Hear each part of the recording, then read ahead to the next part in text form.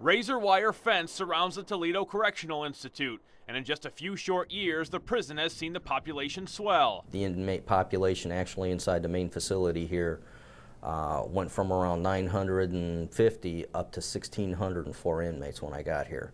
Its cells are now home to 1,260 people serving time, and early last year that began to include some of the most violent offenders. 288 level 4A inmates, which are maximum security inmates.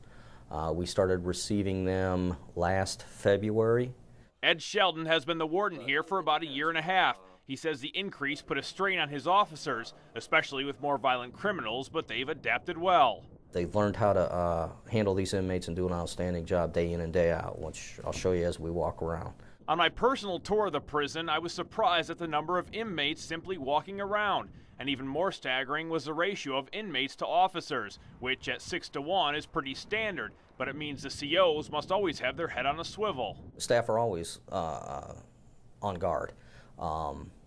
You can't be complacent in this type of career field. He admits it's impossible to remain incident-free, saying there are fights every single day, and officers must be ready for anything. Do you ever fear anything like Lucasville happening? Always. And things do happen. March 10th, inmate Christopher Trent, whose story we first brought you on Tuesday, says a fellow prisoner stabbed him and burned his face with boiling water.